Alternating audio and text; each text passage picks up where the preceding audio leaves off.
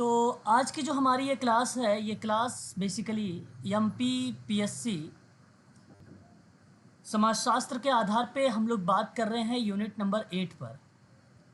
कल हम लोगों ने देखा था विकास की अवधारणा में आर्थिक वृद्धि पर। आज की जो हमारी क्लास है ये मानवीय विकास पर है। इसकी पीडीएफ आप लोगों को टेलीग्राम पर मिल जाएगा। यहाँ हम लोग डिस्कस करेंगे आज एक तरफ मानवीय विकास के बारे में, तत्पश्चात हम लोग देखेंगे कि मानवीय विकास की रिपोर्ट के अंतर्गत कुछ मुद्दे हैं, उन मुद्दों के बारे में। हालांकि ये टॉपिक इम्पॉर्टेंट है। यूजीसी नेट में अगर मैं बात करूं तो सोशल वर्क में भी यहाँ से प्रश्न आ चुका है। यूजीसी नेट में सोशल वर्क में यहाँ से भी, यानी विकास के मानव विकास रिपोर्ट के अंतर्गत जो मुद्दे हैं इनसे भी प्रश्न पूछा जा चुका है यूजीसी नेट में। और समाजशास्त्र में तो इम्पॉर्टेंट है ये, ठीक है। साथ ही साथ हम लोग बातचीत अभी करेंगे यहाँ पे कुछ इंडेक्स के बारे में। ये देखिए जो पीडीएफ है, इंडेक्स की पीडीएफ है। विभिन्न सूचकांकों में जो भारत की भूमिका है उन पे हम लोगों ने भी इंडेक्स पर भी बात करेंगे, ठीक है। कौन कौन से इंडेक्स हैं और कितने नंबर पे भारत है, ठीक है। चलिए तो एक बार स्टार्ट करते हैं पहले क्लास को, ध्यान दीजिएगा। पहले मानव विकास के बारे में पढ़ेंगे। देखिए, मानव विकास का तात्पर्य है कि मनुष्यों के मनोसामाजिक, शारीरिक और संज्ञानात्मक विकास से है, ठीक है। ये बड़ा आसान सा पॉइंट यहाँ पर मेंशन किया गया है। ईजिली आप इसकी आइडेंटिफाई भी कर सकते हैं। यदि आपसे पूछा जाए कि मानव विकास क्या है तो आप वहाँ पे कह सकते हो कि मनुष्य के मनोसामाजिक, शारीरिक और संज्ञानात्मक विकास से, है ना। तो इस तरीके से आप दर्शा सकते हो कि मानव विकास है।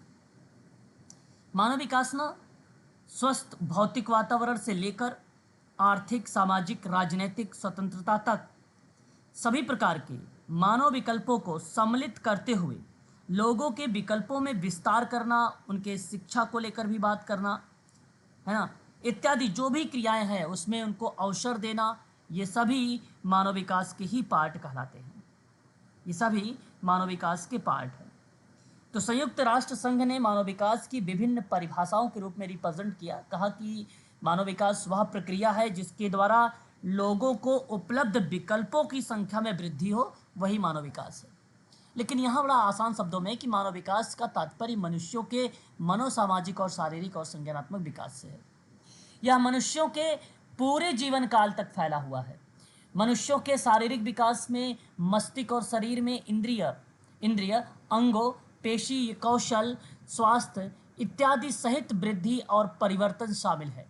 मनोसामाजिक विकास में व्यक्तित्व और सामाजिक संबंधों और भावनाओं में परिवर्तन शामिल किया गया है, ठीक है। तो ये मनोसामाजिक विकास का पार्ट इसके अंतर्गत शामिल होता है। मनोसामाजिक विकास के प्रश्न बनता है कि मनोसामाजिक विकास डैश लिख देगा, वहाँ पर आपके ऑप्शन में ढूंढना होगा। अगर व्यक्तित्व है तो फिर करेक्ट है, या तो फिर सामाजिक संबंध है तो भी करेक्ट है, ठीक है। और भावनाओं में परिवर्तन भी किया है तो भी वो आपका करेक्ट है। ये 3 पॉइंट आपके लिए इंपॉर्टेंट रहेंगे यहाँ पे। फिर उसके बाद संज्ञानात्मक विकास की बात करते हैं। यहाँ स्मृति यानी मेमोरी की बात किया गया है। भाषा, तर्क, रचनात्मक आदि में परिवर्तन को शामिल किया गया है संज्ञानात्मक विकास में, ठीक है। तो संज्ञानात्मक विकास में क्या है? भाषा, तर्क, रचनात्मक क्रिया है। मनोसामाजिक विकास में क्या है? व्यक्तित्व, सामाजिक संबंध है, भावना में परिवर्तन है। शारीरिक विकास में क्या चीज़ें दर्शाई गई है? शरीर में इंद्रिय, अंग, पेशी, कौशल, स्वास्थ्य इत्यादि सहित वृद्धि और परिवर्तन को दर्शाया गया है। तो तीनों बातें यहाँ पर क्लियर हो गई कि मनोसामाजिक के शारीरिक और संज्ञानात्मक विकास से रिलेट कराता है ये मानव विकास। और इसमें क्या क्या चीज़ें देखने को मिल सकता है जो कि ये स्क्रीन में आपने देख लिया, ठीक है। मानव में विकास जो होता है वो गुणात्मक और मात्रात्मक दोनों होता है। मानव में विकास की परिवर्तन जो प्रक्रिया होती है वो एक क्वालिटेटिव और क्वांटिटेटिव दोनों प्रकार के होते हैं, जिसे हम लोग गुणात्मक और मात्रात्मक परिवर्तन के नाम में शामिल कर सकते हैं। तो एक गुणात्मक परिवर्तन होता है। ये गुणात्मक परिवर्तन ना तब होता है जब व्यक्ति प्रगति और उस तरह से अलग हो जाता है जैसे कि वे पहले थे। जिस तरह से एक व्यक्ति दुनिया को मानता है, व्यवहार करता है और सोचता है, इस प्रक्रिया में गुणात्मक यानी व्यक्ति की क्वालिटी यानी उसके गुण के आधार पे आपने क्या किया है? मान्यता दिया है, उसके गुणों के आधार पे, व्यक्ति के गुण के आधार पे आपने मान्यता दिया है तो उसे गुणात्मक परिवर्तन के रूप में जाना जाएगा। एक मात्रात्मक परिवर्तन होता है, ये तब होता है जब व्यक्ति की नई जानकारी और अनुभव प्राप्त होता है। जैसे व्यक्ति मजबूत बनता है, बड़े होते हैं, अधिक वजन, ऊंचाई प्राप्त करता है, तो इस संबंध में इसको मात्रात्मक परिवर्तन कहा जाता है।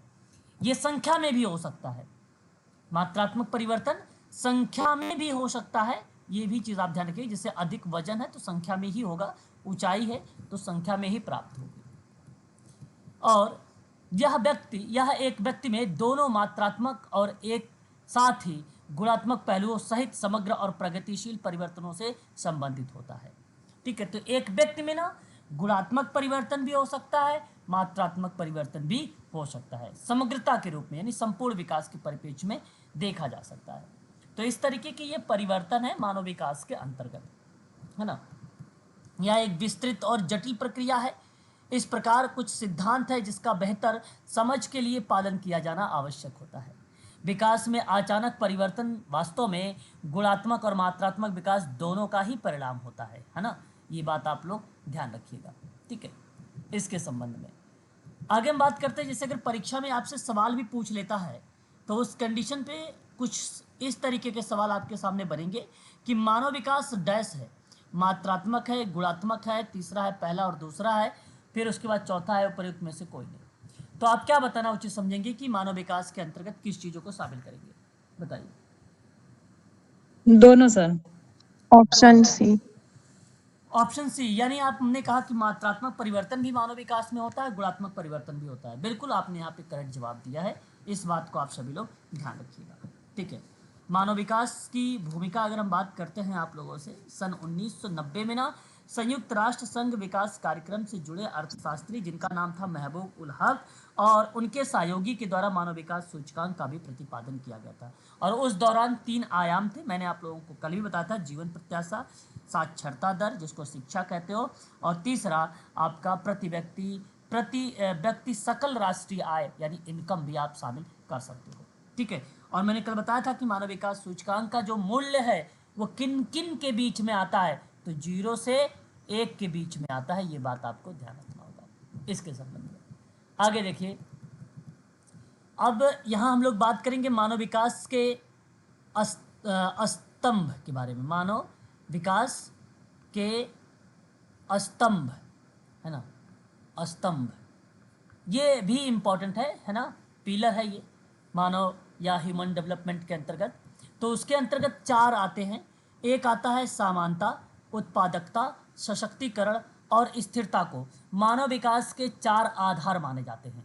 इसी 4 आधार को ही बेसिकली स्तंभ के नाम से भी जाना जाता है, ये बात ध्यान रखिएगा। इंपॉर्टेंट पॉइंट है ये भी मानव विकास के दृष्टिकोण से। यूजीसी के अगर बच्चे क्लास में हैं तो इस प्रश्न पर फोकस करेंगे। मानव विकास को अवसरों को बढ़ाने के परिप्रेक्ष्य में उनकी भलाई और आजीविका में सुधार की प्रक्रिया के रूप में वर्णित किया जा सकता है। मानव विकास की अवधारणा को महबूब उल हक, ये पाकिस्तान के रहने वाले हैं, मैंने आपको अभी भी जिक्र किया है कि सन 1990 में बेसिकली इन्होंने संयुक्त राष्ट्र संघ विकास कार्यक्रम के माध्यम से यहाँ इन्होंने मानव विकास सूचकांक का प्रतिपादन किया था। और वो कितने सूचकांक हैं? 3 हैं, और जिसमें से एक आता है जीवन प्रत्याशा और एक आता है शिक्षा और एक आता है आय। ये 3 बातें हैं, तीनों आप ध्यान रखिएगा, जो महबूब उल हक के द्वारा दिया गया है या विकसित किया गया है।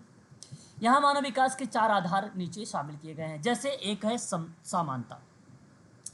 समानता आप सभी लोगों को मालूम है, इसका अर्थ है कि हर किसी के लिए उपलब्ध अवसरों को समान पहुंच प्रदान करना ही समानता कहलाता है ना। समानता की बात अगर कर रहा, अवसर की बात हो रही, तो यहाँ पे समानता की प्रक्रिया तय है कि शामिल होगी। यह उनके जेंडर यानी लिंग, नस्ल, आय और जाति पर ध्यान दिए बिना सबके लिए बराबर होना चाहिए। मतलब कोई भेदभाव नहीं होना चाहिए। जो भी समाज में क्रिया होनी चाहिए वो भेदभाव रहित होनी चाहिए, है ना। नस्ल, आय, जाति, लिंग के आधार पर हमें भेदभाव नहीं करना है, और यही बात समानता को प्रस्तुत करती है, ठीक है। इस बात को आप ध्यान रखिएगा। तत्पश्चात उत्पादकता आती है। उत्पादकता की बात करते हैं तो मानव कार्य के संदर्भ में उत्पादकता लोगों में क्षमताओं का निर्माण करके ऐसी चीज़ों को लगातार समृद्ध किया जाना चाहिए। दक्षता यानी कौशल, स्किल होता है, बढ़ाने के लिए उनके ज्ञान और बेहतर स्वास्थ्य सुविधाओं को बढ़ाने के प्रयास भी किए जाने चाहिए। तो ये बात दर्शाता है उत्पादकता, यानी लोगों की क्षमता का निर्माण करना हो रहा है यहाँ पे। लोगों में अगर मैं बात करूँ तो लगातार समृद्धि किया जाना चाहिए, कौशल को बढ़ाना चाहिए, ज्ञान और बेहतर स्वास्थ्य की सुविधा को भी बढ़ाना चाहिए, जो रिलेट कराता है उत्पादकता को। ये दूसरा एक स्तंभ है। वहीं अगर हम बात करते हैं तीसरा, सशक्तिकरण, एम्पावरमेंट इसको कहा जाता है। लोगों को सशक्त बनाने के लिए सुशासन और जन उन्मुख नीतियों की आवश्यकता है। आर्थिक और सामाजिक रूप से वंचित समूहों के सशक्तिकरण का विशेष महत्व होता है। सशक्तिकरण में सशक्त बनाने की बात होती है, नीति की आवश्यकता पड़ती है, कार्यक्रम की आवश्यकता पड़ती है, योजनाओं की आवश्यकता पड़ती है, जिससे समाज में जो व्यक्ति पिछड़े वर्ग हैं, जो कमज़ोर वर्ग हैं, जो वंचित वर्ग हैं, उनको सशक्त करके समाज की मुख्य धारा से जोड़ा जाए। यह एक तीसरा स्तंभ के रूप में जाना जाता है, सशक्तिकरण। इम्पोर्टेंट पॉइंट है ये भी। उसके बाद स्थिरता। स्थिरता अस्थाई मानव विकास के लिए है। ये अस्थाई मानव विकास के लिए है। सभी को समान अवसर मिलने चाहिए। प्रत्येक संसाधन का उपयोग इस तरह से किया जाना चाहिए कि भावी पीढ़ियों के लिए संसाधनों की कमी ना हो, है ना, जो स्थिरता को दर्शाता है। यानी रिसोर्सेज बड़ा इंपॉर्टेंट भूमिका निभाता है यहाँ पर, ठीक है, रिसोर्सेज स्थिरता में। बताइए, क्लियर है? एक बार क्लियर करिए। इस चीज़ को आप सभी लोग ध्यान रखिएगा। मैं एक बात बताना चाहूँगा, मानव विकास जब हम आइडेंटिफाई करते हैं सूचकांक के रूप में, तो उसको 3 भागों में डिवाइड किया गया है। जैसे एक होता है उच्च मानव विकास वाला देश, एक होता है मध्यम मानव विकास वाला देश, एक होता है निम्न मानव विकास वाला देश। इसके अंतर्गत कुछ क्राइटेरिया, या आप ये कह लीजिए कि कुछ सर्टेन या निश्चित नंबर डिसाइड किए गए हैं। तो जो उच्च मानव विकास वाले देश हैं, उनका जो सूचकांक होता है, उनमें आपको अंक जो निर्धारित किए गए हैं 0.8 से लेकर 1.1 तक की चीज़ें रिलेट कराई जाती है, वो उच्च कैटेगरीज के अंतर्गत शामिल होंगे। मध्यम सूचकांक में 0.5 से लेकर 0.79 के बीच में अगर आता है तो वह रिलेट कराता है आपका मध्यम क्राइटेरिया। और निम्न मानव विकास वाले जो देश होंगे, उनमें सूचकांक जो रिप्रेजेंट किया गया है वो 0 से लेकर आपका 0.49। इसको, ये तो बेसिकली मैंने मानव विकास वाले देशों का एक सूचकांक का एक अंक बताया है। ये अगर इन अंकों के बीच में रहेंगे तो आप ये कह सकते हो कि ये उच्च वाला देश है, उच्च मानव विकास वाला देश है। ये मध्यम मानव विकास वाला देश है, ये निम्न मानव विकास वाला देश है। जब आप सूचकांक पढ़ेंगे तो वहाँ पर आपको ये पॉइंटें भी मिलेंगी, ठीक है। उसके बाद यहाँ देखिए एक सवाल आया है कि निम्नलिखित में से कौन मानव विकास के 4 स्तंभ माने जाते हैं। आपके सामने 4 ऑप्शन दिए गए हैं।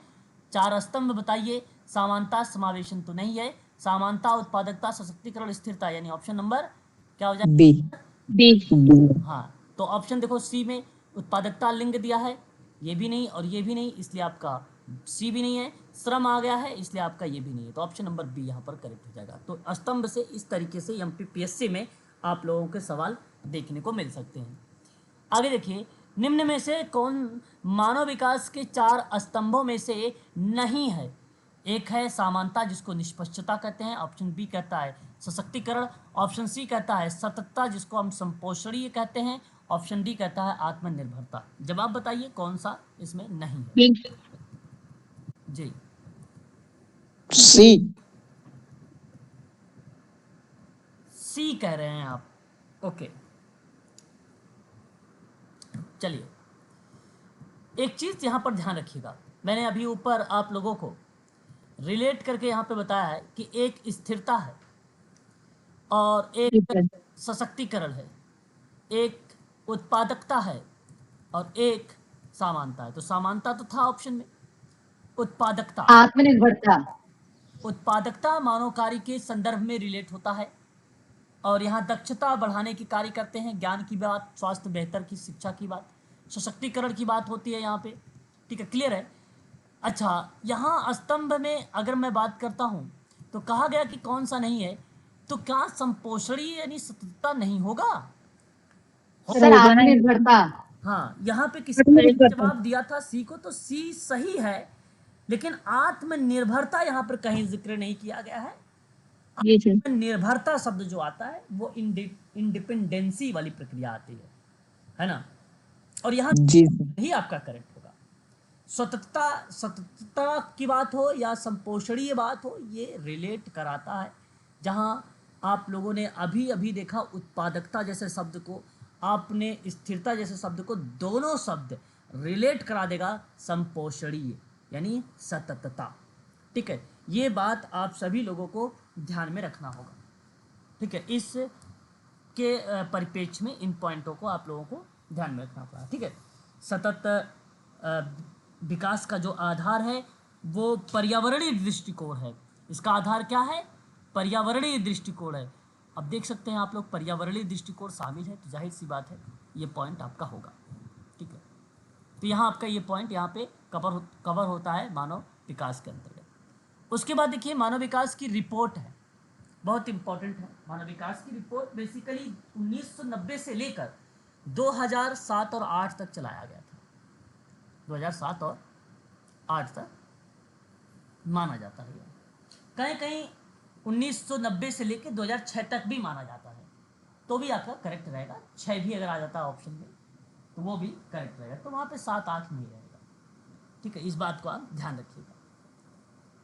अब देखिए मानव विकास रिपोर्ट के द्वारा मानव की क्षमताओं को विकसित करना है और उनके विचारों को स्वतंत्र रूप देना है, जिसके वे अपनी क्षमताओं और अपने विचारों को सभी क्षेत्रों में दिखा सकते, और उनकी क्षमताओं के विकास से ही संदेश का विकास संभव हो जाता है।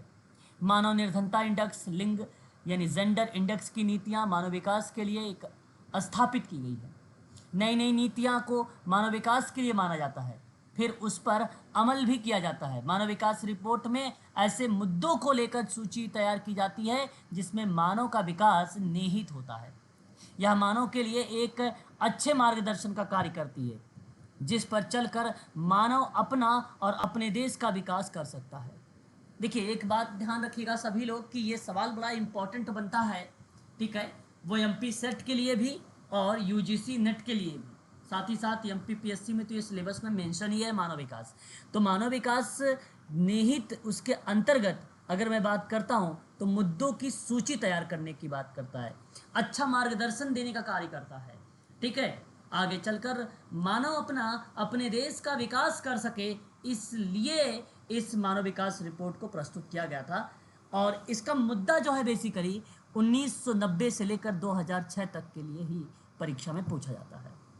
जिन मुद्दों को लेकर मानव विकास रिपोर्ट के द्वारा सूची बनाई जाती है या बनाई गई है वे कुछ निम्न है, इस बात को ध्यान रखिएगा। एक मुद्दा था, एक मुद्दा था और वो 1990 का था, और 1990 में 2-3 बातें मैंने बताया आपको। क्या क्या आपको पता होना चाहिए? संयुक्त राष्ट्र संघ के विकास कार्यक्रम से जुड़े अर्थशास्त्री हैं महबूब उल हक, एक बात तो ये याद होनी चाहिए। दूसरी बात, मानव विकास सूचकांक के 3 आयाम हैं, जिसमें जीवन प्रत्याशा, साक्षरता और प्रति व्यक्ति सकल राष्ट्रीय आय, ये 3 बातें इसके अंतर्गत आपको पता होना चाहिए।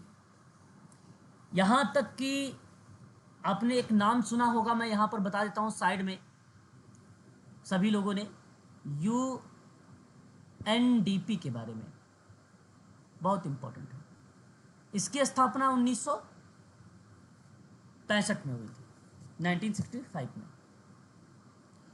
यूनाइटेड नेशंस डेवलपमेंट प्रोग्राम कहा जाता है इसको। इसको क्या बोला जाता है? संयुक्त राष्ट्र विकास कार्यक्रम, है कि नहीं? अब मैं आपको ये बता दूं कि ये यूएनडीपी के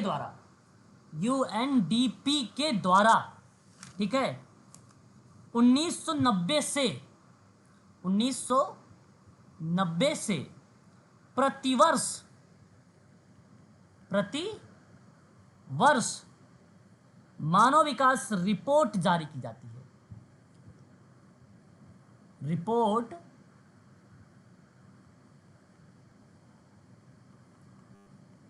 की जाती है, ठीक है, ये ध्यान रखिएगा।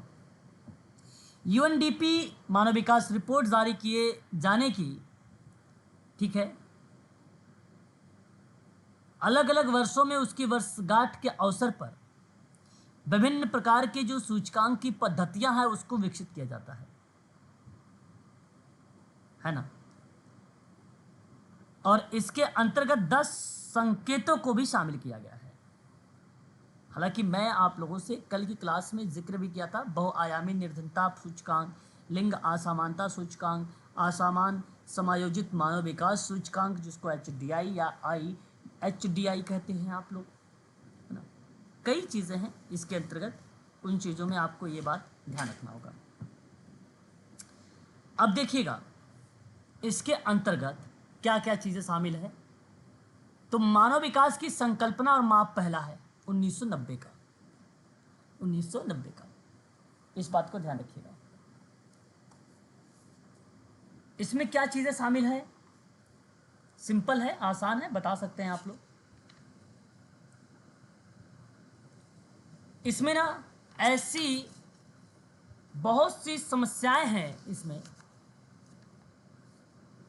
जिस प्रकार से आर्थिक वृद्धि के द्वारा मानव के विकास किया जा सकता है। इस रिपोर्ट का मुख्य कार्य व्यक्ति पर और व्यक्ति के विकास को लेकर ही था। व्यक्ति का विकास से या उसमें हर पहलू पर रिपोर्ट जारी करने की बात कही गई थी इसके द्वारा। तो कहा गया है कि इस रिपोर्ट के द्वारा मानव विकास की आर्थिक स्थिति में किस प्रकार से सुधार लाया जा सकता है, उसकी आर्थिक स्थिति में किस प्रकार वृद्धि लाया जा सकता है, इस प्रकार चर्चा की जाती है। कुछ ऐसी प्रयोजनात्मक नीतियां मानव विकास रिपोर्ट के द्वारा तैयार की जाती हैं जिसमें मानव के आधार और माप को लेकर चर्चा की जाती है। फिर उस चर्चा के आधार पर इंडेक्स यानी सूची तैयार की जाती है। ये बात आपको ध्यान में रखना होगा, ठीक है।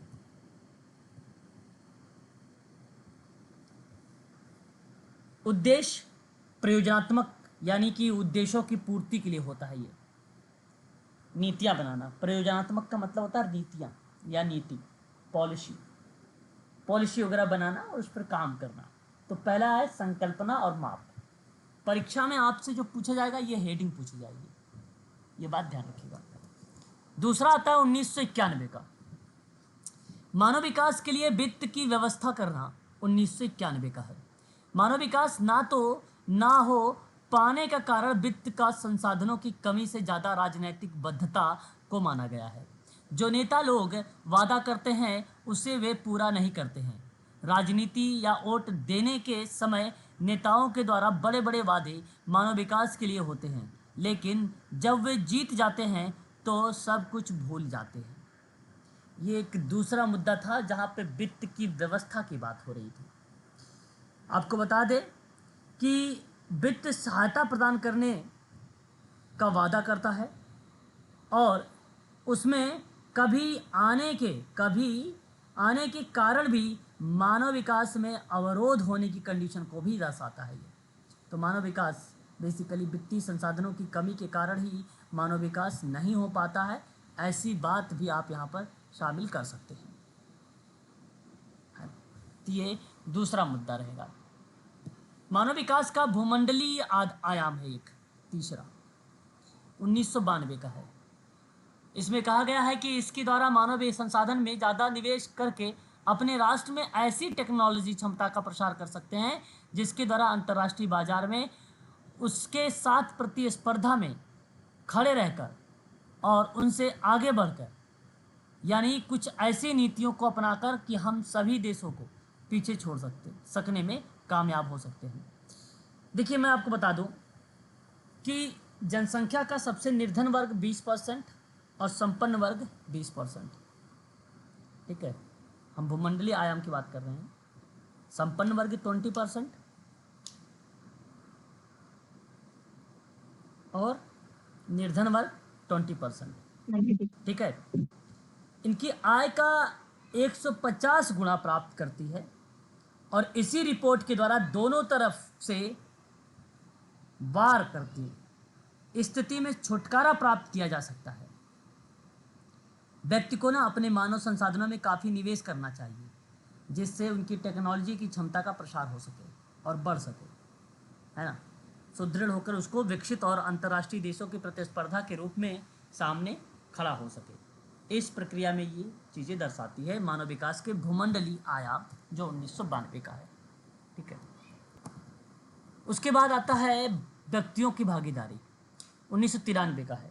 इस रिपोर्ट से पता चलता है कि व्यक्ति अपने आसपास होने वाली घटनाओं के बारे में कितना जानता है और अपनी प्रतिक्रियाओं में स्वयं की भूमिका कितनी होती है।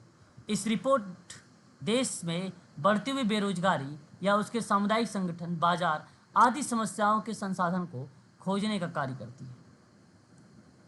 किस प्रकार से बेरोजगारी को दूर करके मानव की आर्थिक स्थिति को सुदृढ़ किया जा सके, किस प्रकार बाजार में सभी मूल्यों की वस्तुएं उपलब्ध कराई जा सके, और यह इस रिपोर्ट के द्वारा पता लगाया जा सकता है, जहां व्यक्तियों की भागीदारी 1993 को प्रस्तुत करती है। तो याद रखिएगा, पहला जो था 1990 का, वो था मानव विकास की संकल्पनाओं और माप को था। दूसरा जो था वो मानव विकास के लिए वित्त की व्यवस्था करना था। तीसरा जो था मानव विकास के भूमंडलीय आयाम था, जो 1992 का था। और एक अभी भी आपने पढ़ा है व्यक्तियों की भागीदारी, जो 1993 का है। इस बात को आप ध्यान रखिएगा। उसके बाद आता है 1994 का। आपको बता दिया जाए कि मानव की सुरक्षा के लिए मानव विकास की रिपोर्ट में चर्चा का विषय था, जो चौथा है मानव विकास की नए आयाम को लेकर, है ना। 94 का है, पांचवा है ये, कि किस प्रकार मानव की सुरक्षा प्रदान की जाए। जब व्यक्ति स्वयं को सुरक्षित महसूस करेगा, तभी वह स्वस्थ तन मन से अपने राष्ट्र के बारे में सोच सकता है। मानव की सुरक्षा विश्व और राष्ट्रीय राष्ट्र के बारे में सोच सकता है। मानव की सुरक्षा विश्व और राष्ट्रीय दोनों ही प्रकार की होनी अनिवार्य है। राष्ट्र को व्यक्ति के सुरक्षा के रूप में रोटी, कपड़ा, मकान प्रदान करने चाहिए, ना कि हथियार।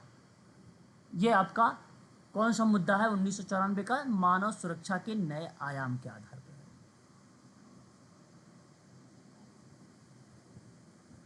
ठीक है, उसके बाद आवाज मेरी क्लियर है? एक बार स्पष्ट करेंगे? जी सर। उसके बाद लिंग और मानव विकास है 1995 का।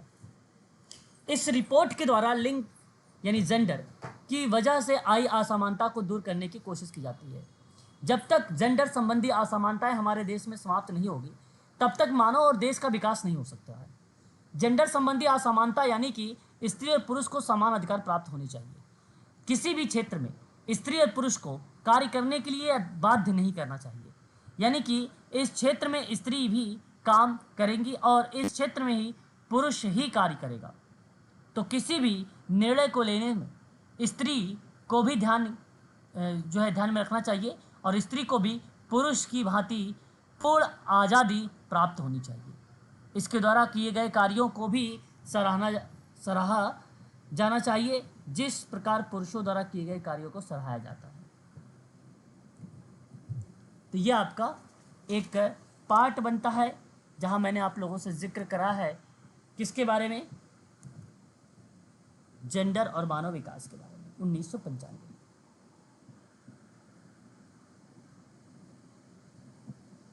ठीक है, यस सर। तो दो नए आयाम अपनाए गए थे इसमें। एक था महिलाओं के काम को दिलवाने को लेकर, उसके काम का मूल्यांकन समझने को विश्लेषण करने से।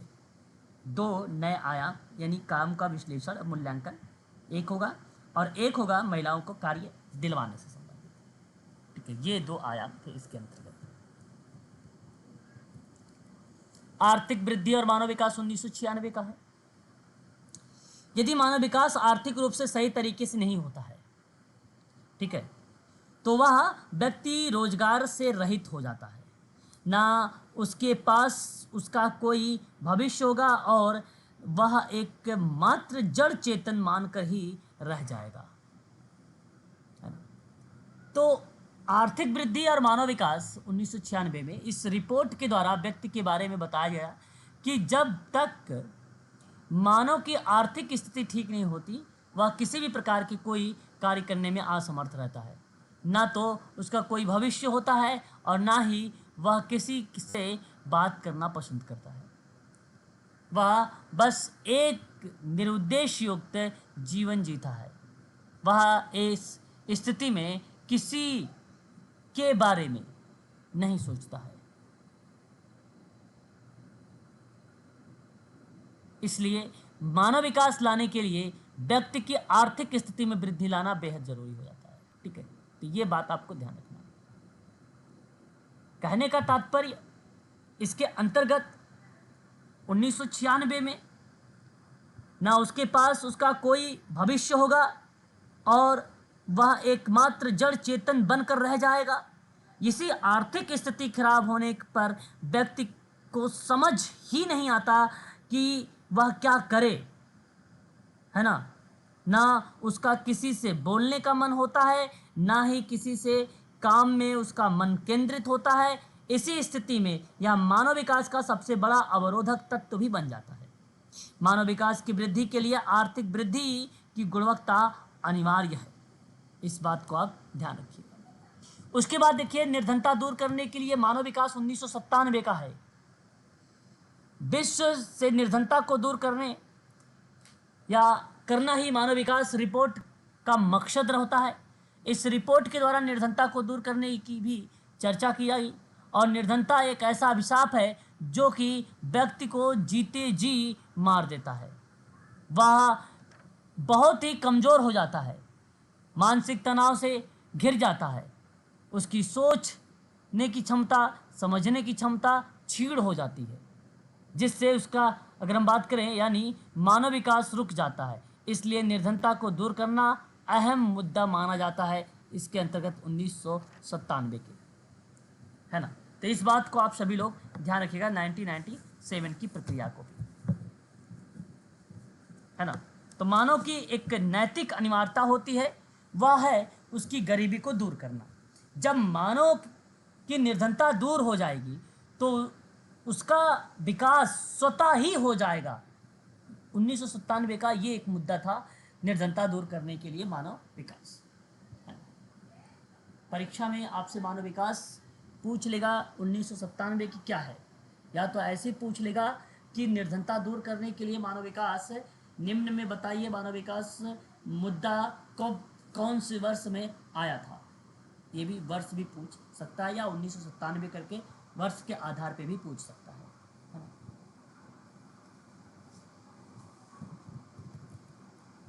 उसके बाद मानव विकास के उपभोग 1998। ध्यान दीजिएगा कि मानव विकास के लिए उपभोग टेक्नोलॉजी और सूचना की शक्ति और सामर्थ्यता के साथ विश्व में खपत और उत्पादक का उच्च स्तर बहुत अवसर उपलब्ध करा रहा है। तो आज विश्व में ऐसी टेक्नोलॉजी विकसित हो गई जिससे उत्पादन का स्तर काफ़ी ऊपर उठ चुका है और व्यक्ति की सामर्थ्यता भी काफ़ी बढ़ गई है। लेकिन सवाल यह है कि क्या इस प्रकार की सभी सुविधाएं जो आज मानव को प्राप्त हो रही है वे 21वीं सदी में भी मिलती रहेगी? क्या मानव विकास का स्वप्न ही रहेगा? ये चीज़ें इसके अंतर्गत दर्शाया गया है। कहने का मतलब उत्पादन का स्तर भी काफ़ी ऊंचा हो गया है। जैसे जैसे हमारे समाज में आधुनिकीकरण का स्तर बढ़ गया है ना, क्या अगली सदी में भी यही स्थिति रहेगी, या आज जो हम मानव विकास का स्वप्न संयोज कर उसके लिए भांति भांति के उपायों की खोज कर रहे हैं, क्या यह स्वप्न ही है रहेगा, या समय के साथ साथ सब कुछ बदल जाएगा। ये प्रक्रिया इसके अंतर्गत शामिल रहेगी। एक आता है मानव विकास या मानवीय दृष्टिकोण के साथ भूमंडलीकरण, है ना, भूमंडलीकरण आता है। यहां अगर मैं आपसे बात करूं, विश्वव्यापी प्रौद्योगिकी, विश्वव्यापी विचार, विश्वव्यापी पारस्परिक निर्धनता और विश्वव्यापी बाजार, ये सब व्यक्ति के भी जीवन को परिपूर्ण बना सकते हैं। यानी यदि अपनी सोच को विकसित कर ले व्यक्ति, यदि अपनी सोच को विकसित कर लेता है तो अपनी विश्वव्यापिकता, पारस्परिक निर्धनता को बढ़ा ले, अपना बाजार का स्तर ऊपर उठा ले, अपने विचारों का विस्तृत कर ले, तो यह मानव की सोच उसकी विचारधारा और उसकी जीवन की परिपूर्ण बना देती है। मानव विकास के लिए उसका स्वयं का दृष्टिकोण अच्छा होना चाहिए। ठीक है, ये बात ध्यान रखिए। उसके बाद अगर हम बात करते हैं मानव या मानवाधिकार और मानव विकास 2000, मानव विकास में उसके अधिकारों की महत्वपूर्ण भूमिका होती है। इस रिपोर्ट के द्वारा मानव के अधिकारों को पूरा करने की बात कही गई है। जब व्यक्ति के पास अपने पूर्ण अधिकार होंगे तो वह किसी भी क्षेत्र में कुछ भी कर सकता है, यानी कि गलत बात होते देख वह चुप नहीं बैठेगा और उसके खिलाफ आवाज़ उठाएगा, क्योंकि यह उसका अधिकार है। इसीलिए सन 2000 में मानवाधिकार और मानव विकास को लेकर जिक्र किया गया था। क्या बात हुई थी इसके अंतर्गत? विकास को मानवाधिकार को प्राप्त करने के साधन के रूप में और अधिकारों का विकास के अंतर्निहित भाग के रूप में मानव विकास रिपोर्ट के द्वारा देखा गया था। तो बड़ा इंपॉर्टेंट है ये आपका 2000 वाला मुद्दा भी। ठीक है, उसके बाद आता है नई प्रौद्योगिकियों का विकास के कार्य में लाना 2001। इसमें ना नई नई टेक्नोलॉजी लाने की बात होती है, यानी देश में ऐसी मशीनों के द्वारा कार्य किया जाना चाहिए जिसमें समय कम लगे और कार्य भी जल्दी हो जाए। 2001 की बात अगर मैं आपसे करता हूँ तो आप यहाँ कह सकते हो कि नई प्रौद्योगिकी को मानव विकास के लिए काम में लाना 2001। तो विकास के स्वरूप में अगर हम बात करें टेक्नोलॉजी के रूप में ये बेसिकली रूपांतरित किया गया है इसको 2001 को। 2002 खंडों में विभक्त हो रहे हैं विश्व में प्रजातंत्र को बढ़ावा, जो कि 2002 आता है। इस रिपोर्ट के द्वारा अर्थनीति के साथ साथ राजनीति को भी मानव विकास के लिए सफलता की सीढ़ी माना गया है और इसके द्वारा निर्धनता को कम करना और खंडों में बांटे हुए विश्व को एक करने के लिए सभी के पास राजनीतिक शक्तियां होनी चाहिए, यानी मानव को या आम जनता को अपने हक में किसी भी निर्णय को लेने की आज़ादी होनी चाहिए, तभी एक व्यवस्थित जनतांत्रिक शासन को लागू किया जा सकता है। यानी खंडों में विभक्त हो रहे जो विश्व है उन विश्वों में प्रजातंत्र को बढ़ावा देने के संबंध में 2002 में एक मुद्दा बेसिकली पेश किया गया था मानव विकास रिपोर्ट के द्वारा। ये बात आप ध्यान रखिएगा इसके अंतर्गत। यहाँ इस रिपोर्ट के द्वारा बताया गया है कि जिस प्रकार अर्थनीति की अपनी अहम भूमिका है उसी प्रकार से सफलतापूर्वक विकास के लिए राजनीति की आवश्यकता भी है। इस बात को आप ध्यान रखिएगा। वहीं बात करते हैं नेक्स्ट पॉइंट पर, पॉइंट नंबर सेकेंड जो है 2003 पॉइंट पर बात करेंगे। यहाँ पे लक्ष्यों पर हम लोग या मुद्दों पर तो आता है 2003। तो 2003 में सहस्त्राब्दीय विकास लक्ष्य राष्ट्रों के बीच मानव निर्धनता को समाप्त करने की वचनबद्धता को लाया था। आप सभी लोग देखा होगा मिलेनियम डेवलपमेंट गोल 2000 से लेकर 2015 के बीच में चलाया गया था और उसी को मिलेनियम डेवलपमेंट गोल को ही हम लोग सहस्त्राब्दीय विकास लक्ष्य भी कहते हैं, है ना। आपको बता दिया जाए 2003 की प्रक्रिया में कहा गया है कि मानव विकास का क्षेत्र काफ़ी ऊंचा और नीचा होता है। इसका मतलब है कि मानव विकास का क्षेत्र काफ़ी ऊंचा और नीचा होता है की वजह से कुछ देशों में या क्षेत्र में प्रगति ज़्यादा देखी गई है, तो कई ऐसे क्षेत्र भी हैं जहां देश गतिहीन होते हैं। इसका मतलब है कि इसका तात्पर्य सभी देशों को विकसित करने के लिए उनके विश्वव्यापी विकास वाला राष्ट्र बन सके। वचनबद्धता के अभाव में कहीं पर प्रगति अधिक दिखाई देती है और कहीं पर नहीं दिखाई देते हैं। यानी सामंजस्य को बनाने के लिए देशों की वचनबद्धता का होना अनिवार्य माना जाता है। ठीक है, ये भी बात ध्यान रखिएगा। 2003 का है मुद्दा। 2004 का, आज की विविधतापूर्ण दुनिया में सांस्कृतिक स्वतंत्रता 2004 में एक मुद्दा शामिल हुआ और इस मुद्दे के अंतर्गत क्या कहा गया है कि व्यक्तियों में जनतंत्र और न्याय संगत वृद्धि से ज़्यादा उनकी भाषा या उन लोगों के धर्म, उनकी जातिगत विशेषताएं, ठीक है, व आवश्यकताएं होती हैं। इसके साथ ही साथ सांस्कृतिक नीतियां, ठीक है, नीतियां में वृद्धि करने की आवश्यकता है जो अंतर को समझ सके। ठीक है, आज की विविधता दुनिया में सांस्कृतिक स्वतंत्रता है। इसका मतलब है कि इस रिपोर्ट के द्वारा व्यक्ति की अपनी संस्कृति, भाषा, अपने विचार, धर्म पर पूर्ण रूप से आज़ादी होनी चाहिए।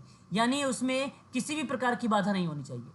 वह अपनी इस संस्कृति के आधार पर ही अपना स्थान बना सके, है ना। तो सभी उसे उसके धर्म से जाने। हमारे देश में सभी वर्ग, धर्म, संस्कृति की ओर वास करते हैं। हमारा देश विविधता में एकता का प्रतीक माना गया है। व्यक्ति की जाति, धर्म, संस्कृति चाहे जो भी हो, उसे आपसी प्रेम भाव नहीं भूलना चाहिए। तो ये बात आपको ध्यान रखना है। इसके अंतर्गत कितने मुद्दे हो गए अभी तक, नोट कर रहे हो?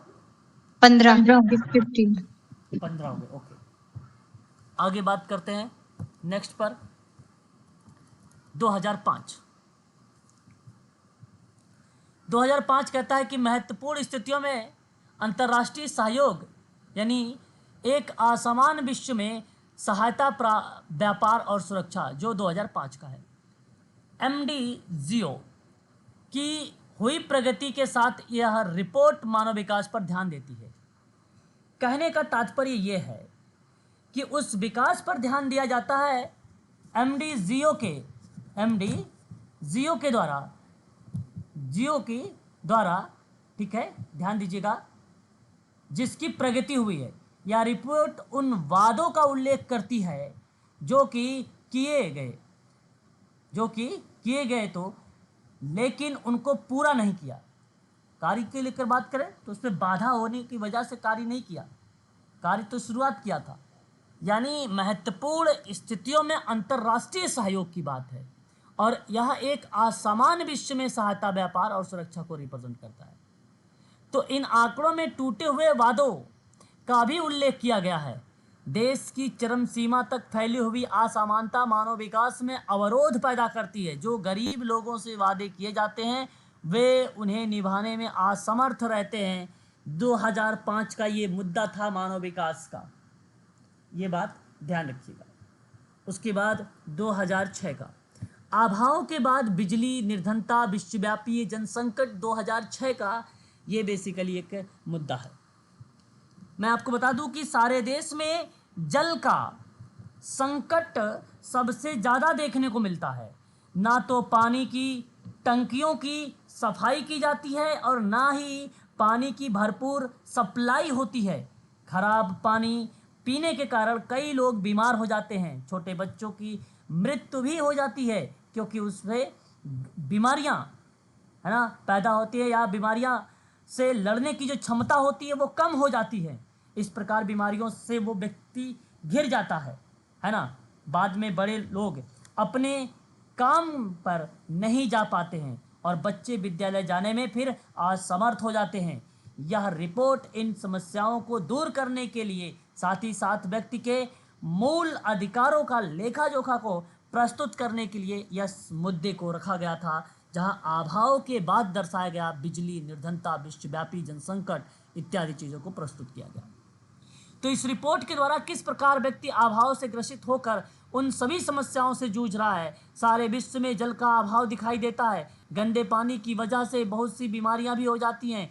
छोटे छोटे बच्चे की मृत्यु के मुख में चले जाते हैं। गंदे पानी का सेवन करने से विश्व में महामारी फैलने लगती है। निर्धन व्यक्तियों को तो पानी पीने का भी अभाव सहना पड़ता है, जो पानी धनी व्यक्तियों को सस्ते में दिया जाता है, वही पानी निर्धन व्यक्तियों को, जो कि एक समय की रोटी भी अपने लिए नहीं जुटा पाते हैं, महंगा पानी देते हैं, जिससे वह पानी के अभाव में उनकी मृत्यु भी प्राप्त हो जाती है, यानी एक प्रकार की मृत्यु हो जाती है। इस तरीके की चीज़ें प्रस्तुत होता है यहाँ पर। एक लास्ट, जलवायु परिवर्तन को रोकना। यह विभाजित विश्व, एक विभाजित विश्व में मानव सामयिक, जलवायु में आ रहे परिवर्तन मानव विकास की सीमा को निर्धारित करता है। इसका तात्पर्य यह है कि जलवायु में होने वाले नुकसान को सभी सहन कर, जो है यहाँ पे सभी को सहन करना पड़ता है। इससे चाहे किसी देश की योगदान हो या चाहे ना हो, इससे कोई मतलब नहीं। इसका मतलब कि इस रिपोर्ट के अनुसार बदलती हुई जलवायु मानव विकास की सीमा को निर्धारित करती है। जब जलवायु परिवर्तित होती है तो उसका असर सारे देश, विश्व, राष्ट्र में दिखाई देता है।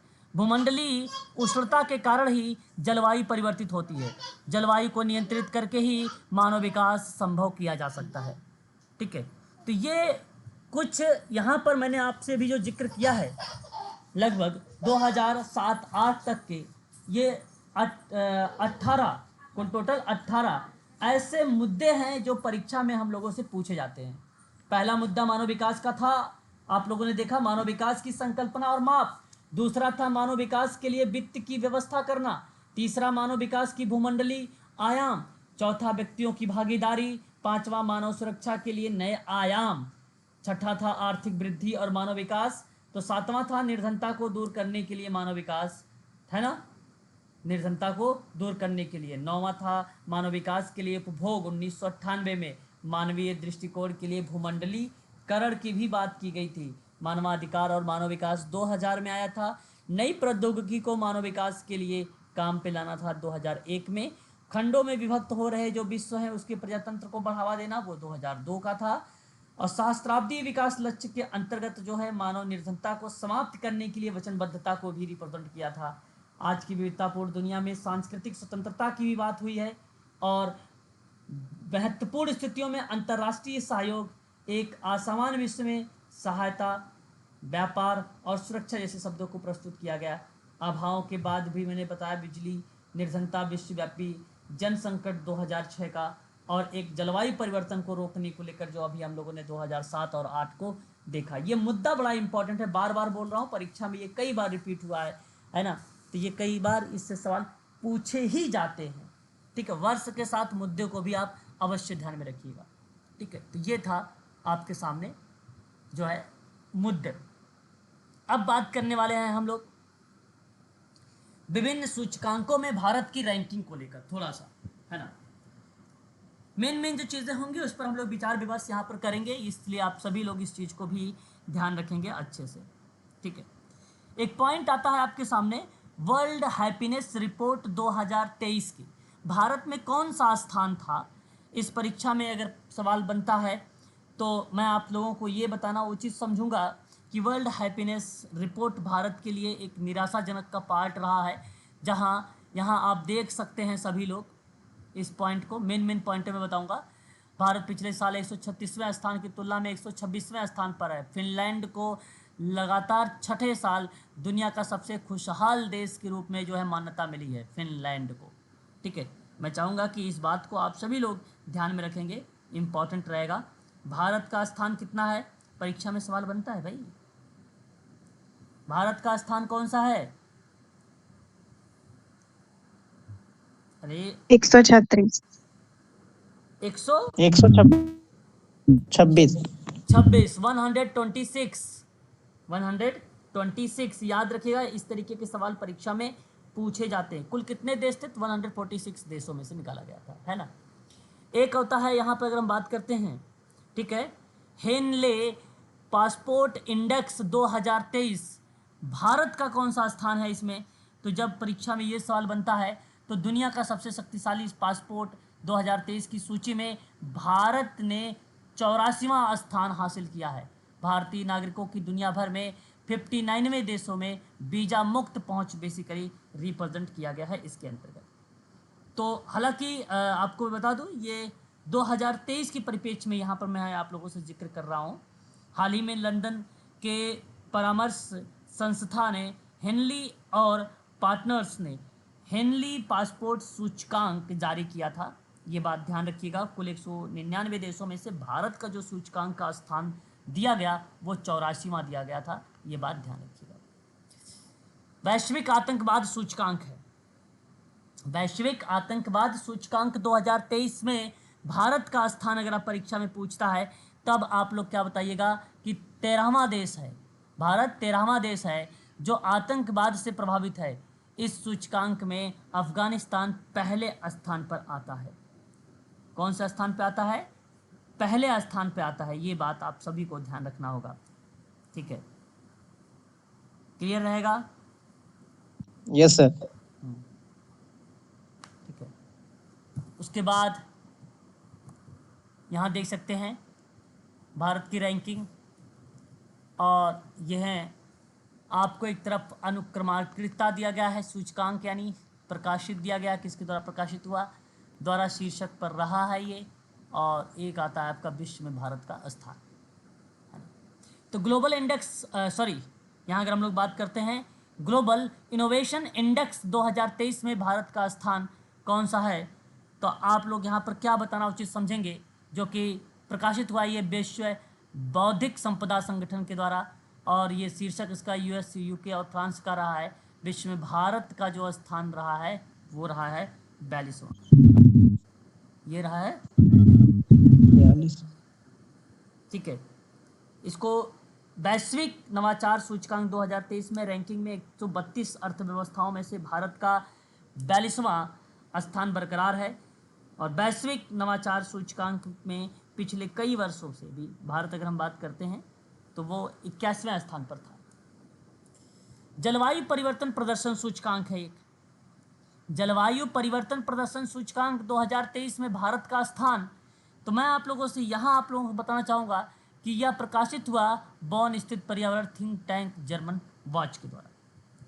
यहाँ भारत का जो स्थान है इसमें वो 8वां स्थान देखने को मिला है। इस बात को आप सभी लोग ध्यान रखिएगा। जलवायु परिवर्तन प्रदर्शन सूचकांक है ये, ठीक है, यहाँ पर। अच्छा, इस बात को आप सभी लोग ध्यान में भी रखिएगा, ठीक है? क्लियर रहेगा? एक बार स्पष्ट करिए। Yes sir. उसके बाद अगर हम बात करते हैं तो हेनले पासपोर्ट इंडेक्स में 84वां, यहाँ पे मैंने अभी आपको बताया भी है। विश्व खुशहाली रिपोर्ट 126वां स्थान है भारत का। पासपोर्ट सूचकांक में अगर हम बात करते हैं भारत का 144वां स्थान है। चुनावी लोकतांत्रिक सूचकांक की बात करते हैं भारत का 108वां स्थान है। वैश्विक आतंकवाद में तो आपका 13वां स्थान आ जाएगा यहाँ पर, है ना। ग्लोबल फायर पावर इंडेक्स है जो अमेरिका, रूस, चीन और ये चौथे स्थान पर है, ठीक है। कुछ 2000 अगर हम बात करें तो 24 की जो है 22 की ही चल रहे हैं अभी। वैश्विक पर्यावरण प्रदर्शन सूचकांक में अगर आपसे सवाल ये बनता है क्या, वैश्विक पर्यावरण प्रदर्शन सूचकांक 2023 में भारत का स्थान क्या है, तो यहाँ पर आप लोगों को क्या ध्यान में रखना होगा, यहाँ आप ध्यान रखिएगा कि एल और कोलंबिया विश्वविद्यालय का शोधकर्ता जो भारत का रैंक यहाँ पर दर्शाया गया है वो 180वां रैंक बेसिकली यहाँ पर शामिल होता है ना। वैश्विक पर्यावरण प्रदर्शन सूचकांक है ना। मानव विकास सूचकांक है ना। मानव विकास सूचकांक 2023 में भारत का स्थान क्या रहा है, इस तरीके से सवाल पूछता है, तब आप लोग को क्या बताना है यहाँ पर 23 वाली प्रक्रिया में 100, ये देखिए 21-22 की प्रक्रिया कोई चीज़ें बदलाव हुआ है, किसी में नहीं बदलाव हुआ है। तो मानव विकास रिपोर्ट में 2023 और 24 के दौरान में अगर हम बात करते हैं तो भारत का जो स्थान है वो है 134वां। कितना है भारत का स्थान? 134। हाँ, ये बात ध्यान रखिएगा, ठीक है। कहीं कहीं आपको एक और बता दूं मैं, बदलाव नहीं हुआ, वही स्थान है, ठीक है। किसी किताब में आपको मिल भी जाएगा 132वां स्थान भी। ग्लोबल हैंगर इंडेक्स की बात करते हैं, ग्लोबल हैंगर इंडेक्स की बात करते हैं, भारत में रैंक इसका कितना है ना। तो उस कंडीशन में अगर हम बात करते हैं तो क्या जवाब बताओगे आप लोग? 107। 111वां बताइएगा, 2023 वाला है ना। भारत में रैंकिंग कितना है? 111वां।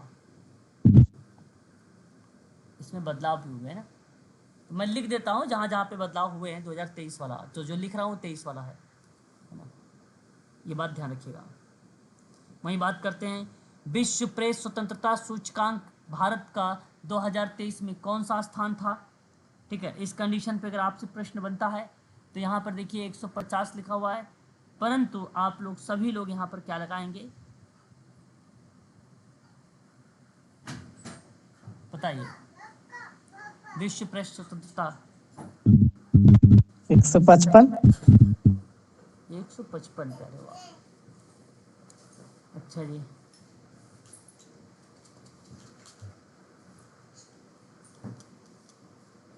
और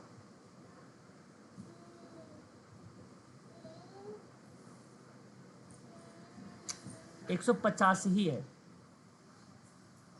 150। ठीक है, विश्व खुशहाली रिपोर्ट 2023 में भारत का स्थान कौन सा है? 126। बिल्कुल सही जवाब,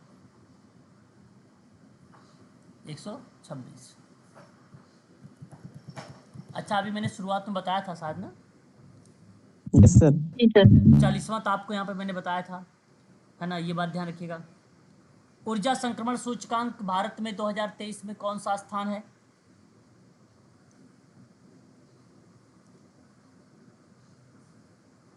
ऊर्जा संक्रमण सूचकांक है ना ये, और ये 2023 में आप क्या लगाएंगे? 67वां, 67। विश्व प्रतिस्पर्धात्मक सूचकांक भारत में कौन सा स्थान है?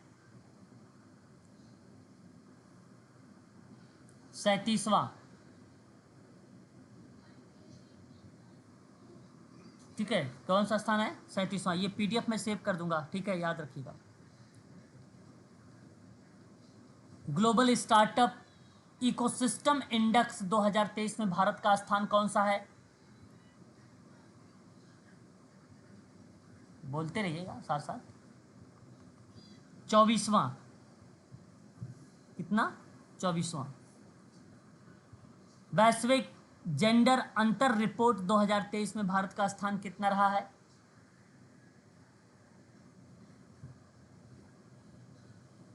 एक 135वां। ठीक है, वही है।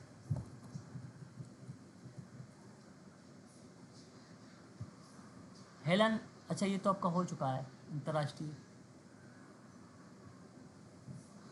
ठीक है, इसमें जो इम्पोर्टेंट है उन्हीं को बताऊंगा मैं। बस इतना ही चीज़ आप ध्यान रखिए। ये रहा यहाँ पे भारत जो है भ्रष्टाचार।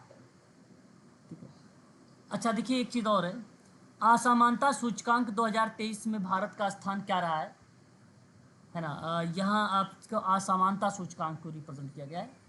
तो असमानता के परिप्रेक्ष्य में अगर हम लोग बात कर रहे हैं ना, लैंगिक असमानता सूचकांक में, तो 108वां स्थान बताइएगा।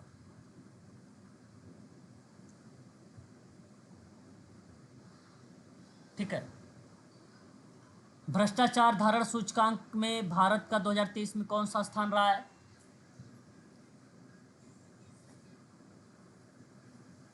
बताइए।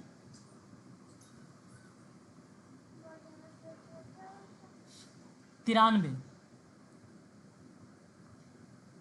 2023 में। ठीक है, तो ये चीज़ें बेसिकली यहाँ पर मिल जाएगी आप सबको। ठीक है, बाकी जो इम्पोर्टेंट था मैंने आपको बता दिया वो सूचकांक।